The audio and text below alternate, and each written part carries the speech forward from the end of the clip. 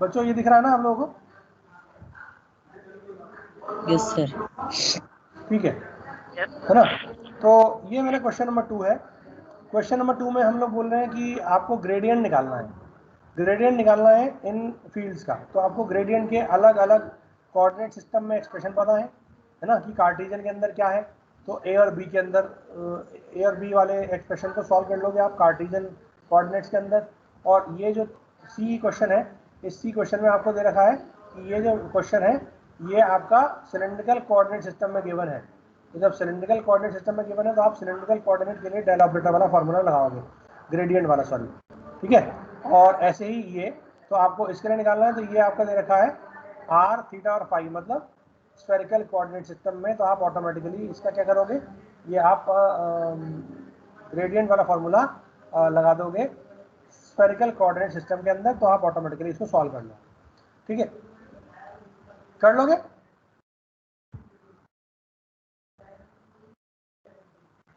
कर लोगे या करके बताऊं?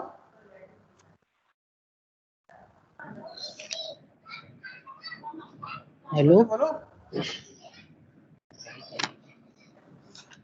कर लोगे या करके बताओ? सर एक सॉल्व कर दो। कौन सा वाला करूं, A B C D? Sir C. C, ठीक, सबसे नंबर सी है इसलिए। बताओ क्वेश्चन क्या था? सर लिखेगा ही नहीं। Equals to rho Z sine phi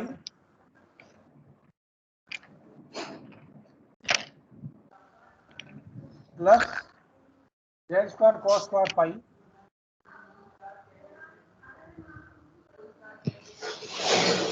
plus rho square, I think plus rho square, यही था, प्लस रो स्क्वायर। ठीक, अब मुझे डेल वी निकालना है, डेल वी। और ये किस में दे रखा है? ये दे रखा है आपको सिलेंड्रिकल कोऑर्डिनेट सिस्टम के अंदर। सिलेंड्रिकल कोऑर्डिनेट सिस्टम के अंदर ये आपको गिवन है। तो आप क्या करोगे, आप सिलेंड्रिकल कोऑर्डिनेट्स के लिए ये एक्सप्रेशन देखोगे कि क्या होता है। आप लोग म्यूट कर लो अगर बोल नहीं रहे हो तो, ठीक है? It is creating disturbances for me as well as for others. तो अगर आप बोल नहीं रहे हो तो आप म्यूट कर दो, जब आपको बोलना हो तब आप अनम्यूट करना। डेल वी क्या होता है? Del V by del rho A rho cap plus 1 by rho del V by del phi A phi cap plus del V by del Z A Z.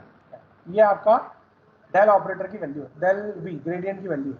ठीक, अब आपसे कहा जा रहा है आपको ये सॉल्व करना है, मतलब आपको v की जगह ये पूरा रखना है, लेकिन आपको पार्शियली रो के करस्पॉन्डिंग ही डिफरेंशिएट करना है। तो अगर मैं यहाँ पर लिखूँ del by del rho of ये पूरा rho Z sine phi plus Z square cos square phi plus rho square, ये सॉल्व कर लूंगा मैं, ए रो कैप, ये आ जाएगा। प्लस यहाँ पर आ जाएगा del by del phi into 1 by rho, तो बाहर है ही, यही सेम चीज rho Z sine phi A phi cap plus यही सेम चीज del by del Z A Z cap. तो आपको ये तीन टर्म सॉल्व करनी है बेसिकली, ये वाली, ये वाला और ये वाला, और इन तीनों में ही आपको पार्शियल डेरिवेटिव सॉल्व करने हैं with respect to rho, with respect to phi और विद रिस्पेक्ट टू जेड। ठीक है, मैं आपको एक करके बता देता हूँ। सपोज पहला वाला है, पहला वाला करके बता दे रहा हूँ मैं आपको, बाकी आप अपने आप पढ़ लेना। अगर मैं इस चीज को सॉल्व करूँ, केवल इसको, मैं रेड कलर ले लेता हूँ, ठीक है, मैं केवल इसको सॉल्व करके देखना चाह रहा हूँ। ठीक है, इसको सॉल्व कर रहे हैं तो क्या होगा, डेल बाई डेल रो, ठीक है, rho Z sine phi plus del by del rho z square cos square phi. मैंने अलग अलग कर लिया ताकि मुझे आसानी हो जाए कि रो के कौन कौन से फंक्शंस हैं उनको सेपरेटली मुझे डिफरेंशिएट करना है। और इसके बाद क्या आएगा, इसके बाद आएगा ए रो कैप। ठीक, अब जरा आप ध्यान से देखो, अगर मैं इस टर्म को with respect to rho differentiate करूंगा तो क्या आएगा, ये आएगा z साइन फाई, है ना, प्लस अगर मैं इसको with respect to rho differentiate करूंगा तो क्या आएगा, क्योंकि यहाँ रो है ही नहीं, है ना। और अगर मैं इसको देखूंगा तो यहाँ क्या आ जाएगा, यहाँ आ जाएगा 2 रो, ठीक है। और उसके बाद बाहर वेक्टर क्या था, बाहर वेक्टर था a रो क्या। तो इन शॉर्ट मैं लिख सकता हूँ z sine phi plus 2 rho a rho क्या, ठीक है। प्लस ऐसे ही आप सॉल्व कर लोगे a फाई के लिए, प्लस ऐसे ही आप सॉल्व कर लोगे a z के लिए, कर लोगे। पार्शियल डिफरेंशिएशन करना है बस, और कुछ नहीं करना, कर लोगे ना। Yes sir. ठीक है, क्वेश्चन नंबर 2 देखो, आपको निकालना है डाइवर्जेंस। डाइवर्जेंस आपको निकालना है, डाइवर्जेंस निकालना है कार्टेशियन कोऑर्डिनेट के अंदर और सिलेंड्रिकल कोऑर्डिनेट के अंदर, ठीक है। तो डाइवर्जेंस का फॉर्मूला अगर कार्टेशियन के अंदर है तो मुझे पता है ना, क्या होता है,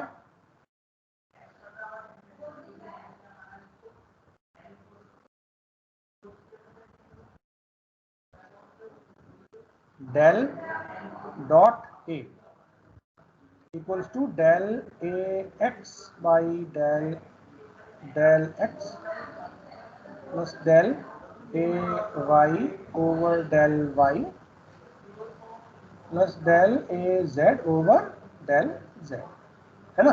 लेकिन अगर सिलेंड्रिकल के लिए होता है तो सिलेंड्रिकल के लिए थोड़ा सा अलग फॉर्मूला है। सिलेंड्रिकल के लिए ये फॉर्मूला है 1 by rho del rho of rho A rho cap, है ना। सिलेंड्रिकल के लिए क्या फॉर्मूला है, 1 by rho del rho of rho A rho plus, ठीक है, 1 by phi del A phi by del phi, 1 by rho del phi of A phi plus del A Z over del Z, ये same ही है,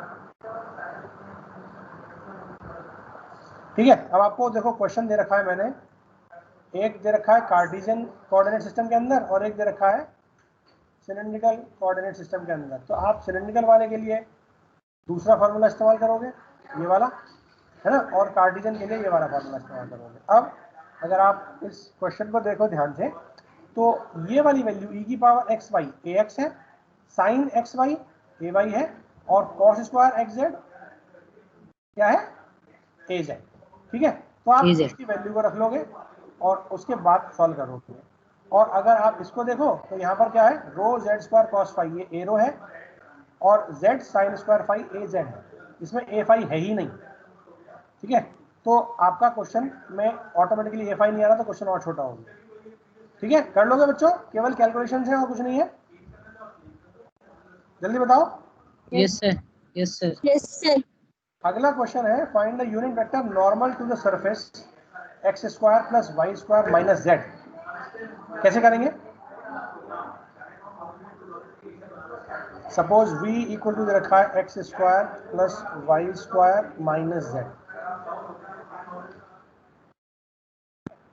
point दे रखा है आपको 130, point P दे रखा है आपको 1,3,0। इस सरफेस, ये सरफेस दे रखी है आपको, है ना, ये सरफेस है, इस सरफेस की नॉर्मल वेक्टर निकालना है आपको। कैसे निकालेंगे, normal vector of a surface, normal unit vector, question दे रखा है नॉर्मल यूनिट वेक्टर नॉर्मल है ना, ये यूनिट वेक्टर नॉर्मल। अब आप ध्यान से रिकॉल करो डेल वी क्या होता है,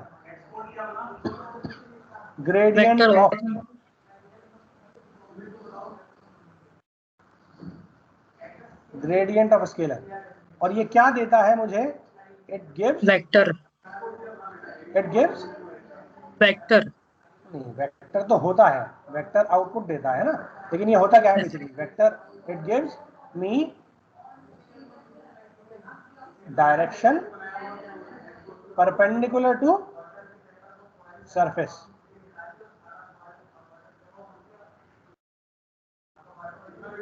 देखो जब मैंने इसको डिराइव करा था तो मैंने दो सरफेस मानी थी, एक ये सपोज एक ये है ना, ए डॉट डी एल के लिए गया था, और सपोज ये नॉर्मल है, ये वाला एंगल लिया था मैंने थीटा, ये डी एल था और ये एन था, और मुझे क्या निकालना था, मुझे निकालना था जी डॉट डी एल का मैक्सिमम वैल्यू।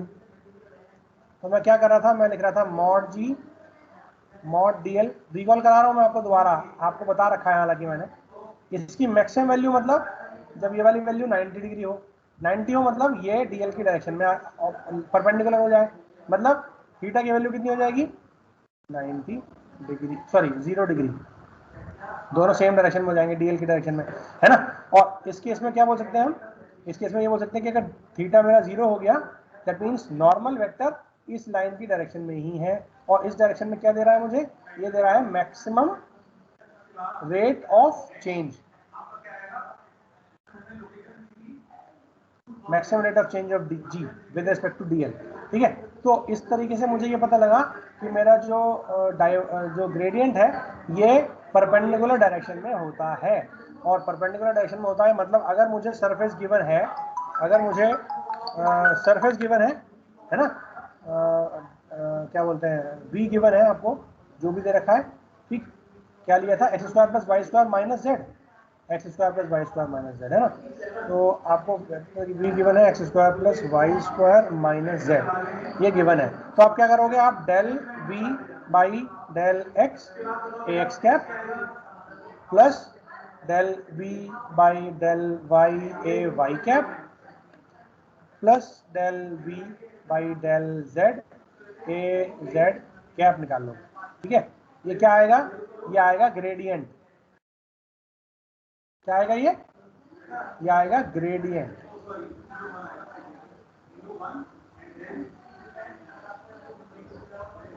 और ग्रेडियंट मतलब normal vector, normal vector, vector normal to the surface. ठीक, अब आपको क्या निकालना है, आपको निकालना है unit vector normal, normal unit vector निकालना है आपको, परपेंडिकुलर यूनिट वेक्टर। तो आप क्या करोगे, आप del v divide by mod of del v कर दोगे, तो आपको क्या आ जाएगा a n cap unit vector normal आ जाएगा। ठीक है, तो आप इस फॉर्मूले से क्या निकाल लोगे, ग्रेडियंट निकाल लोगे। सपोज वो वेक्टर आया ए, है ना, आपको ए एन निकालना है, आप क्या करोगे, a vector divide by mod a vector, और इस वैल्यू को निकालने के बाद आपका यही आपका आंसर हो जाएगा। तो आप सॉल्व कर लो और ये आपका आंसर। ठीक है बच्चों, क्लियर है, कर लोगे, मैं केवल आपको हिंट दे रहा हूं, कर आप खुद लोगे, कोई दिक्कत ही नहीं है इसमें। ठीक है, कर लोगे ना? Yes sir. ठीक, अगला क्वेश्चन है calculate the angle between normals to the surface. अब आपको दो सरफेस दे रखी है, x square plus Y, X square Y plus Z equal to 3, एक सरफेस दे रखी है आपको X square Y plus Z equal to 3, और दूसरा दे रखा है X log Z plus Y square, X log Z minus Y square minus 4। ये आपको दो सरफेस दे रखी हैं। ठीक है, आपको क्या निकालना है, आपको निकालना है angle between normals to the surface, उन दोनों सरफेस के नॉर्मल। अब देखो एक सरफेस दे रखी है, फॉर एग्जांपल मुझे ये एक सरफेस मुझे दे रखी है ये, फॉर एग्जांपल इसका नॉर्मल ये है, इसका नॉर्मल ये है, आपको इन दोनों के बीच का एंगल निकालना है, ये निकालना है। आपको आवाज आ रही है बच्चों? यस सर, आ रही है। Yes sir. यहाँ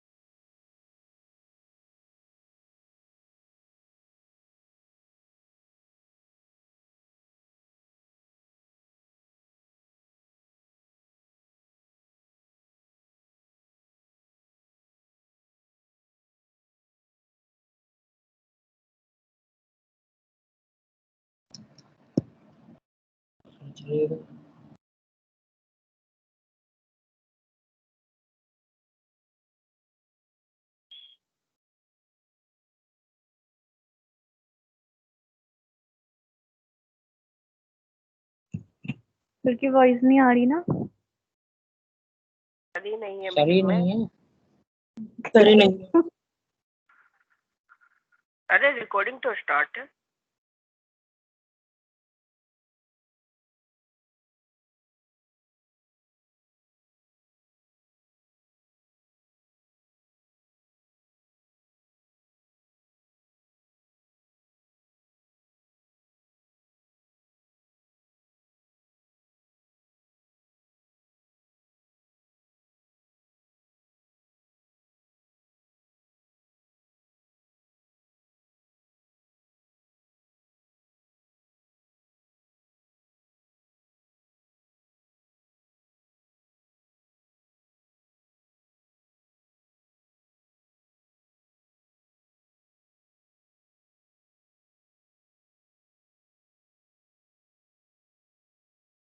बच्चा आवाज आ रही है?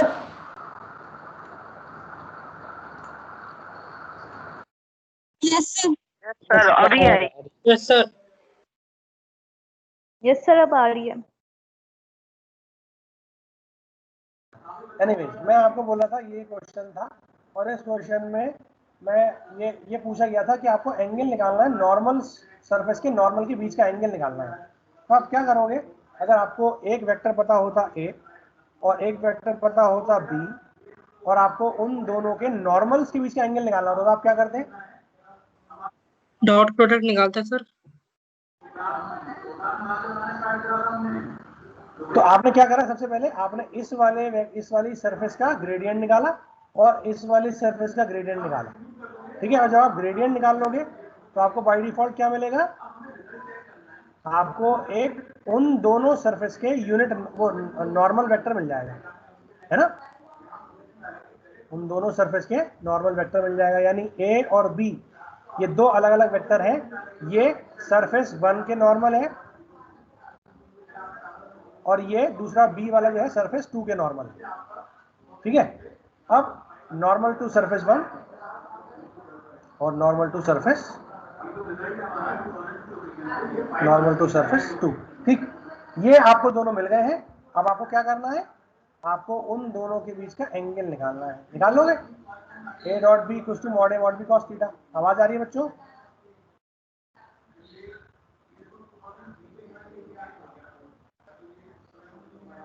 समझ में आ गया? समझ में आ गया? Yes sir. Yes sir. बीच में बोलते रहो, पता लगा कहीं नेट डिस्कनेक्ट हो जाए तो मैं पढ़ाता जाऊं, तो बोलते रहा करो बीच में, ठीक है। मैं पूछ रहा हूं तो तुरंत जवाब दिया कि हाँ समझ में आ गया, नहीं आया तो दोबारा पूछ लिया, ठीक है। Next question. Okay sir. ये दे रखा है पॉइंट ऑफ इंटरसेक्शन जो है वो -1, 2, 1 है। तो जब आप इसको सॉल्व करोगे ना, तो इसमें x, y और z की जो वैल्यू आएगी वो कितनी कितनी रख दोगे आप, वो आप इस क्वेश्चन वाले रख दोगे, -1, 2, 1, ठीक है। ये वैल्यू रख दोगे आप तो ऑटोमेटिकली आप x, y, z ये आ जाएगा और फिर आप आंसर निकाल लोगे। अगर आपने ये नहीं रखा तो आपका आंसर जो है वो in terms of x, y, z आएगा, will be in terms of x, y and z। तो अगर आपको आंसर चाहिए एंगल में तो आपको ये वाली वैल्यू ये लाने से बचना है। तो आपको क्या करना है, आपको x, y, z की वैल्यू ये रख देनी है। अब आप आंसर आपका थीटा एंगल में आ जाए, ठीक है बच्चों। नेक्स्ट क्वेश्चन है, आपको डिटरमाइन करना है, v दे रखा है, आपको ग्रेडियंट निकालना है। वो ग्रेडियंट एक वेक्टर आएगा, उस वेक्टर का कर्ल निकालना है और उस वेक्टर का आपको डाइवर्जेंस निकालना है। कर लोगे? Yes sir. पहले ग्रेडियंट निकालोगे, ग्रेडियंट निकालने के बाद उस ग्रेडियंट का कर्ल निकाल लेना और फिर उस ग्रेडियंट का डाइवर्जेंस निकाल लेना। अगर आप इसको इंडिविजुअली यहाँ लिख दे रहा हूँ मैं, आपको v गिवन है, ये गिवन है आपको, ठीक है। आपको डेल v निकालना है, ये क्या हो जाएगा, ये ग्रेडियंट है,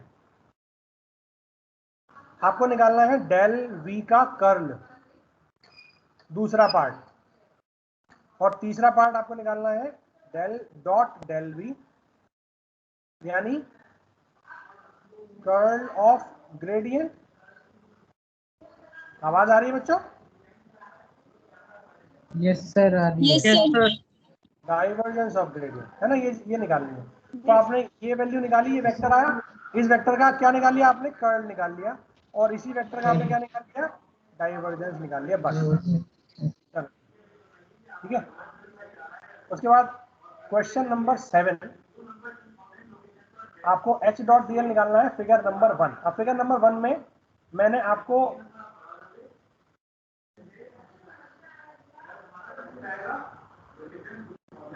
h डॉट dl के लिए लाइन का वो पता होना चाहिए और कोऑर्डिनेट पता होना चाहिए। तो वो कोऑर्डिनेट मैं आपको यहाँ बना लेता हूँ, आप अपने उस पर नोट कर लेना, ठीक है। ये Okay, sir. आपका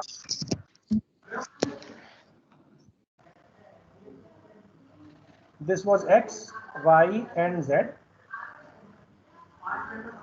ठीक है।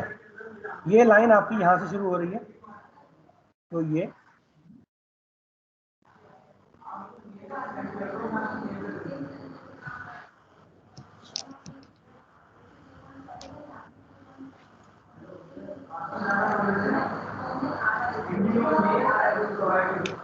अरे गलत बना दिया मैंने।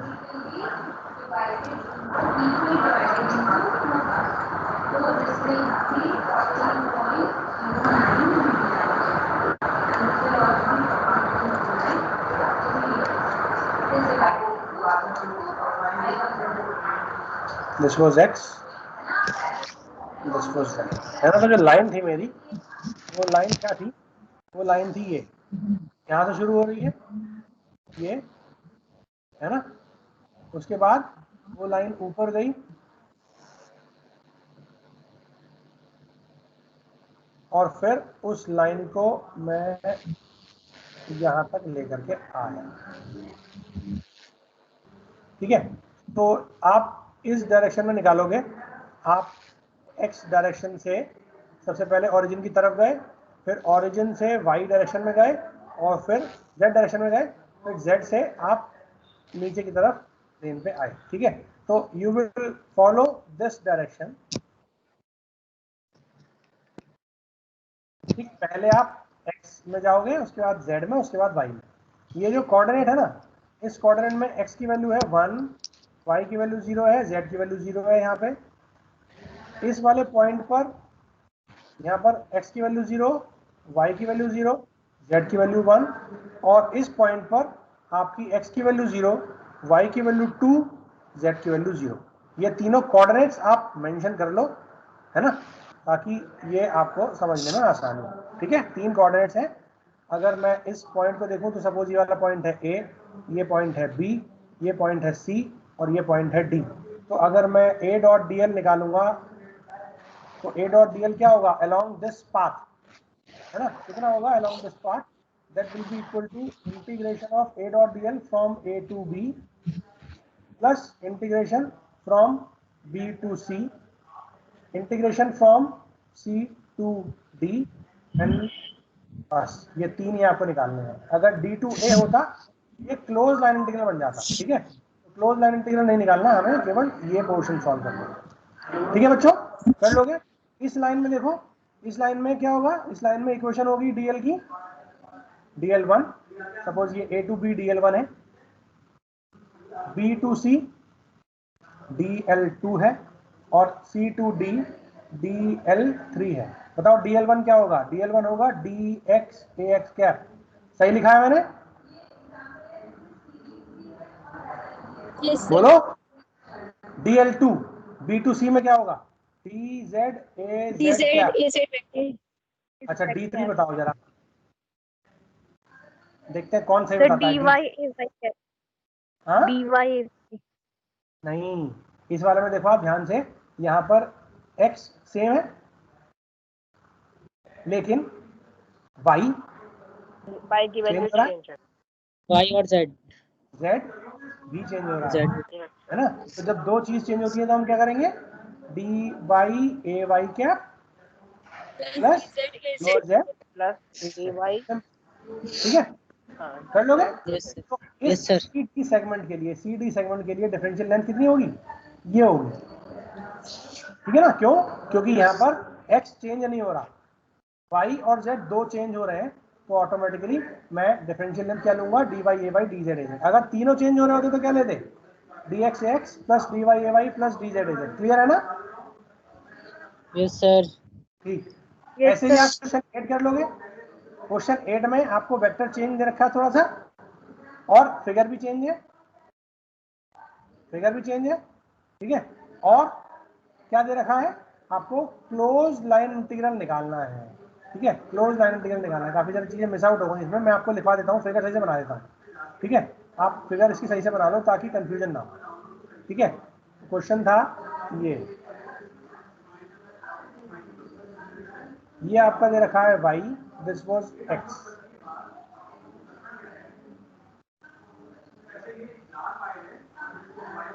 ये कोऑर्डिनेट है 0 0, ये कोऑर्डिनेट है क्या बोले बताओ? दिस विल बी, एक सेकंड, क्वेश्चन क्या था? ये था,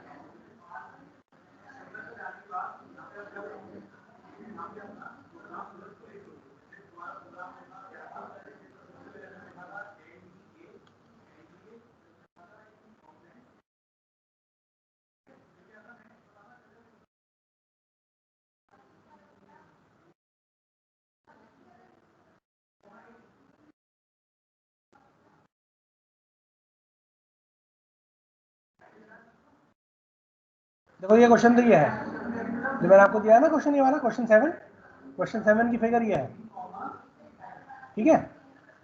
क्वेश्चन 8 पता नहीं इस बुक का है या किसी और बुक का है, क्वेश्चन 8 ये है, ठीक है? क्वेश्चन 8 ये है, आपको ये वेक्टर दे रखा है और आपको F dot D L close line integral निकालना है।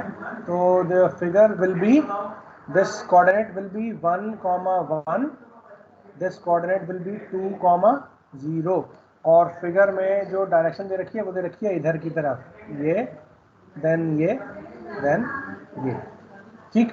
अब आप जब इस क्वेश्चन को सॉल्व करोगे ना, जब आप इस क्वेश्चन को सॉल्व करोगे तो आप इसको सपोज 3 पार्ट में डिवाइड कर लो कि ये मेरा ए कोऑर्डिनेट है, ये मेरा बी कोऑर्डिनेट है, ये मेरा सी कोऑर्डिनेट है। तो जब मैं close line integral of H dot D L निकालूंगा, है ना? एच डॉट डी एल है, क्या है वेक्टर क्या रखा है? H dot F dot D L, F dot D L है, ठीक है? एफ डॉट डी एल है, तो ये आपका सिंपल हो जाएगा एफ डॉट डी, ठीक?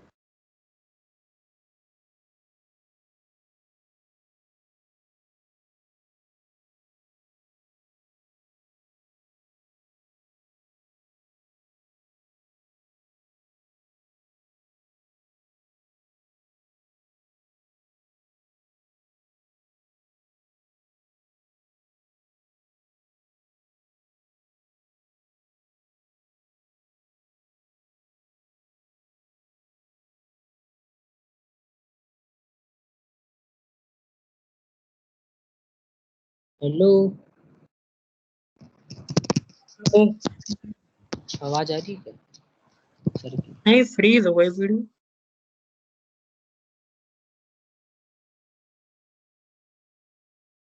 बच्चों आवाज आ रही है?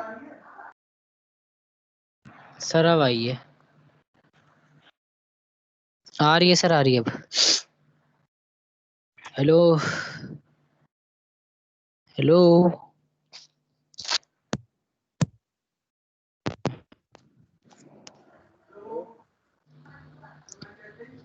विनय, ऋषि, कौशिक, हेलो। Yes, आ रही आवाज, आ रही है सर, आ रही है? yes, sir. आ रही है अभी तो बाकी। हम ये फिगर डिस्कस कर चुके थे।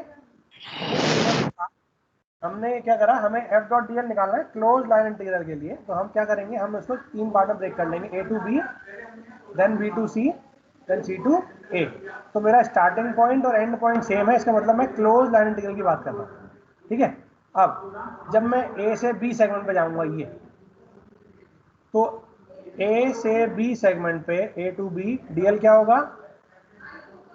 dx cap plus dy cap. बच्चों समझ में आ रहा है? यस सर आ रहा है ना? क्यों? क्योंकि dl1 बोल देते हैं इसमें, और इस लाइन में मेरा x और y दोनों चेंज हो रहे हैं। अगर मैं BC सेगमेंट में जाऊंगा तो BC सेगमेंट के लिए dl2 क्या हो जाएगा? That will be again same dx ax cap plus dy ay cap, क्योंकि यहाँ पे भी x और y दोनों चेंज हो रहे हैं। देखो x भी चेंज हो रहा है फ्रॉम 1 to 2, y भी चेंज हो रहा है फ्रॉम 1 to 0। और अगर मैं CA सेगमेंट की बात करूं तो यहाँ पे dl3 क्या होगी? जल्दी बताओ। That will be simply dx ax cap. क्यों? क्योंकि यहाँ पे केवल x चेंज हो रहा है, y सेम है। ये चेंज हो रहा है। ठीक है, तो ये तीनों इक्वेशंस अपने इस वाले एक्सप्रेशन में रख दोगे, है ना, तो आपका सर्कुलेशन आ जाएगा। ठीक है, यस सर। क्वेश्चन नंबर, ये आपको मैंने नोट कराई दी है कि कौन कौन से ये थे। ठीक, कोऑर्डिनेट्स। अगला क्वेश्चन है 9 क्वेश्चन दे रखा है मैंने। A closed surface is defined from 3 to 5. A closed surface is defined from R3 to 5. Pi theta 0.1 पाई से 0.3 पाई, थीटा 0.1 पाई से 0.3 पाई, और फाई 1.2 से 1.6 पाई। ये थीटा है और ये फाई है 1.6 पाई 1.2 पाई, है ना? 1.2 से 1.6 है ना? 1.2। ठीक है, 3 से 5, 0.1 से 0.3, 0.1 से 0.3 और 1.2 से 1.6। ठीक है, ये तीनों आपको दे रखी है। अब आपको पता है कि आपको एक वॉल्यूम बनेगा, जो मैंने आपको एक कल फिगर में भी दिखाया था, है ना? कल की फिगर में देखा था आपने, ध्यान है?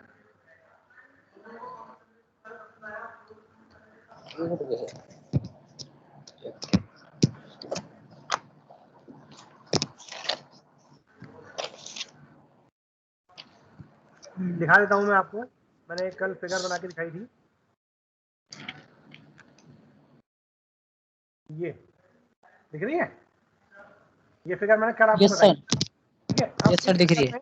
मैंने ये वाला जो पॉइंट था, ये वाला पॉइंट, यहाँ पर क्या है?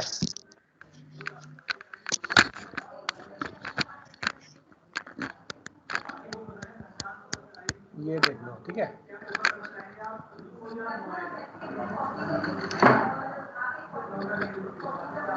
ये देखो, तो इस वाली इमेज में ये वाला पॉइंट क्या होगा? ये वाले पॉइंट पर r की वैल्यू 3 होगी। इस पूरी सरफेस पर r की वैल्यू क्या होगी? 3 होगी।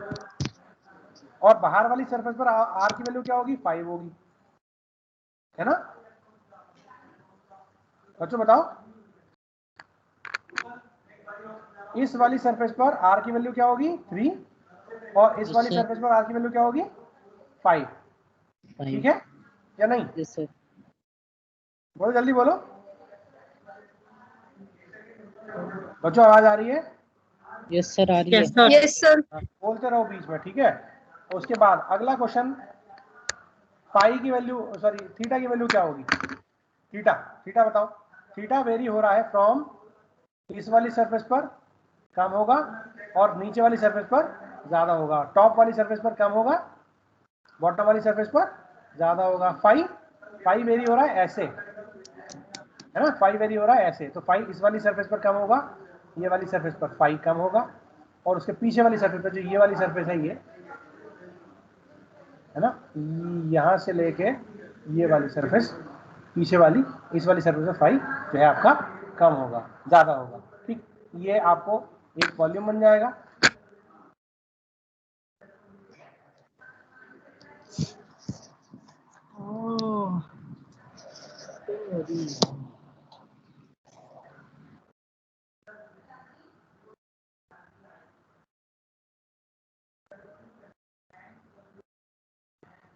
ठीक है, अगर इसको थोड़ा सा क्लियर से बनाएं इस टाइम बनाना थोड़ा इस पर डिफिकल्ट है थोड़ा, है ना।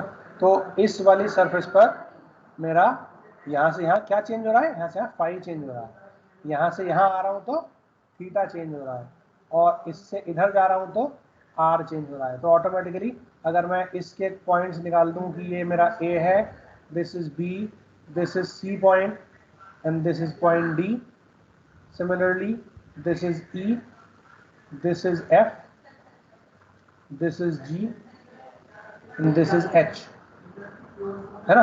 तो ये 8 पॉइंट हो गए।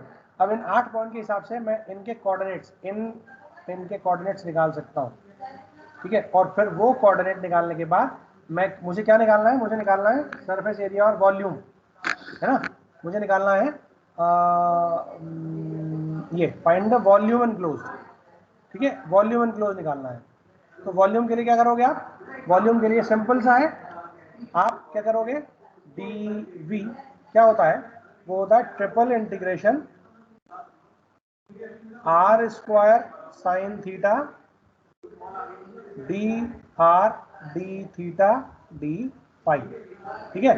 अब आर की लिमिट आप रख दोगे 3 से 5, थीटा की लिमिट रख दोगे 0.15 से 0.3 पाई, और फाई की लिमिट रख दोगे 1.2 पाई से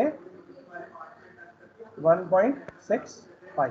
ये हो गया फाई, ठीक है। अब इस इंटीग्रेशन को सॉल्व कर लो और आपका क्वेश्चन सॉल्व, खत्म कहानी। ठीक है बच्चों, क्लियर है? Yes sir. Yes sir. समझ में आ गया, है ना। अब 2:51 हो गए, 2-3 मिनट 4 मिनट और हैं अभी हमारे पास, हम 2-3 क्वेश्चन और सॉल्व कर लेते हैं। अच्छा, उससे पहले मैं एक चीज आपसे पूछना चाह रहा हूँ।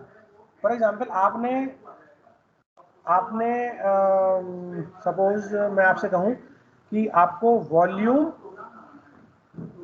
ऑफ स्फीयर निकालना है, और आपको इसका फॉर्मूला पता है, कितना होता है, 4/3 पाई आर, होता है ना, होता है ना। ये आपका इस वाले फॉर्मूले से भी निकल जाएगा, और लॉजिकली ये यहीं से डिराइव भी होता है, इस वाले फॉर्मूले से ही डिराइव होता है, ठीक है। देख लेते हैं। एक वॉल्यूम बनाने के लिए मुझे क्या चाहिए, मुझे आर वेरी कराना पड़ेगा 0 से लेके कैपिटल आर तक, है ना। वॉल्यूम कहां से कहां तक बनेगा, जब आर की वैल्यू 0 से लेके आर हो। Yes sir. थीटा 0 से लेके पाई हो, और फाई 0 से लेके 2 पाई हो। देखो, जब मैं आर लेता हूं तो आर यहां से लेके यहां तक, ठीक है। अब मैं थीटा ले रहा हूं, थीटा कैलकुलेट कैसे करते हैं हम, थीटा कैलकुलेट करते हैं हम लोग, अगर ये जेड एक्सिस है, ये वाला एंगल थीटा है ना। तो आप मुझे बताओ थीटा कितना होगा मैक्सिमम, मिनिमम होगा 0, जेड एक्सिस पे थीटा इक्वल टू 0 होगा, है ना। और अगर मैं पॉइंट इधर मानता, इधर, है ना, ये होता पॉइंट मेरा, तो यहाँ पर थीटा कितना होता, 180 होता। अगर एक्स वाई प्लेन में होता तो थीटा इक्वल टू 90 होता। लेकिन अगर इधर आया तो क्या होगा, तो भी थीटा इक्वल टू 90 है। क्यों? क्योंकि theta is always calculated from Z axis, theta is calculated from Z axis, irrespective कि वो कौन से कोऑर्डिनेट में है। मुझे कोई फर्क नहीं पड़ता कौन से कोऑर्डिनेट में है, मुझे क्या फर्क पड़ता है कि वो जेड एक्सिस से कितने एंगल पर है। तो मिनिमम एंगल हो सकता है 0 और मैक्सिमम हो सकता है 180, अगर मैं जेड की थीटा की बात करूं तो। ठीक है बच्चों, क्लियर है? ये दोनों चीजें क्लियर हो गई? बोलो, जल्दी बोलो। Yes sir. Yes sir. Yes sir. बोलते रहो, ठीक है। और तीसरा फाई क्या होता है, phi is the angle from x axis, ये मेरी माइनस एक्स एक्सिस है, फॉर एग्जांपल ये मेरी माइनस वाई एक्सिस है, और जेड मेरा टॉप है ऊपर की तरफ, ठीक है। तो आप मुझे बताओ फाई कितना होगा, फाई यहां पर 90, यहां पर 180, यहां पर 270, और यहाँ पर 360 या 0। तो फाई कहाँ से कहाँ तक वेरी होगा? फाई वेरी होगा 0 से लेकर 2 पाई तक। अब अगर मैं इस फॉर्मूले में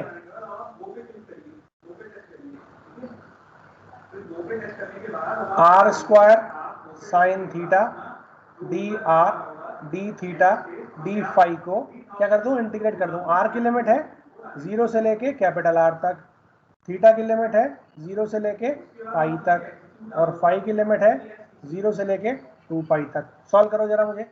आर का इंटीग्रेशन निकालना है, क्या आएगा? आर क्यूब अपॉन 3, लिमिट रख देंगे 0 से लेके कैपिटल आर, सही है, इनटू मल्टीप्लाई करेंगे किसके साथ?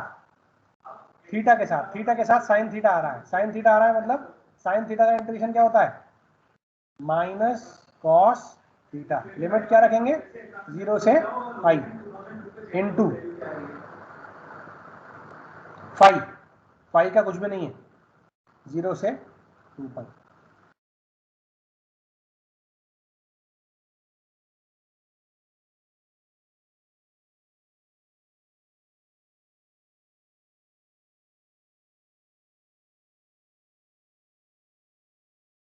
माइनस ले। सर आपकी आवाज कट कट के आ रही है अब। हेलो, सबको कटी कटी आ रही है क्या आवाज? Yes sir sir. अब सही आ गई, सही आ गई अब सर। ठीक आ रही है? अब आ रही है सही। ठीक है, तो क्या आ गया? Cos pi. कॉस पाई कितना होता है? -1 माइनस कॉस 0 कितना होता है? 1 माइनस माइनस -2, और -1 बाहर है, ये क्या हो जाएगा? ये हो जाएगा 2। ठीक है, ये हो जाएगा r cube upon 3 into 2 into ये 5, मतलब 2 पाई माइनस 0। कितना आया? 2 into 2 pi into r cube upon 3। कितना आया? 4/3 पाई आर क्यूब। ये मेरा वॉल्यूम है। सर ऐसे ही एक क्वेश्चन और, अगर आपको सिलेंड्रिकल कोऑर्डिनेट सिस्टम पता हो तो सिलेंड्रिकल कोऑर्डिनेट सिस्टम में वॉल्यूम का फॉर्मूला क्या होता है? Differential volume dV will be equals to rho d rho d phi d z, volume integral है ना। यहां पर मेरा रो चेंज होगा 0 से लेके रो तक, ठीक है।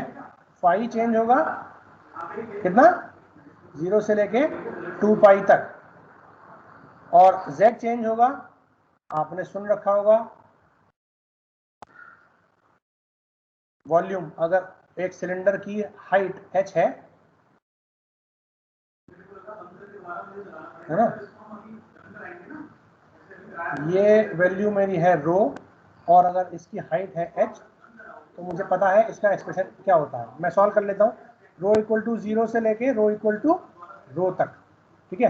फाई इक्वल टू 0 से लेके 2 पाई तक, और z इक्वल टू 0 से लेके z इक्वल टू h तक। सॉल्व करो जरा। रो मतलब रो स्क्वायर अपॉन 2, लिमिट रख देंगे 0 से लेके रो तक, तो यही आ जाएगा, इनटू फाई मतलब phi, limit 0 to 2 pi, into z, z के लिए z 0 से लेके h, ठीक है। तो क्या करेंगे? यहाँ आ जाएगा rho square minus 0 upon 2 into 2 pi minus 0 into h minus 0। क्या हो जाएगा? ये 2 से 2 कट गया, पाई रो स्क्वायर h। आपने सुन रखा होगा शायद, volume of cylinder is pi r square h। सुना है? सुना है ना बच्चों? ठीक है। तो अगर मैं इस रो की जगह इसकी रेडियस बोल दूं, ये कितनी है मेरी? ये है सपोज r। अगर ये रो ना होके ये कितनी है? r है ना। तो यहाँ तक r तक आपने इसको इंटीग्रेट कर दिया, ये आ गया आर स्क्वायर, ये आ गया आर स्क्वायर, ये आ गया आर स्क्वायर, ठीक है। ये सॉल्व करेंगे, बाकी सब सेम रहेगा। तो वॉल्यूम निकालना सेम है। ऐसे ही सिलेंडर का एरिया निकालना हो तो भी निकल जाएगा, ऐसे ही स्फीयर का एरिया निकालना हो और कर्व सरफेस का तो भी, है ना। तो वो आपको पता है कैसे कैसे निकालते हैं। तो लॉजिक यही है, बस आपको वो तरीके पता होने चाहिए कि हम कैसे इस चीज को एक्सपेंड करते हैं, कैसे इसको कैलकुलेट करते हैं। बच्चों क्लियर हो गया? Yes sir. Yes, sir. Yes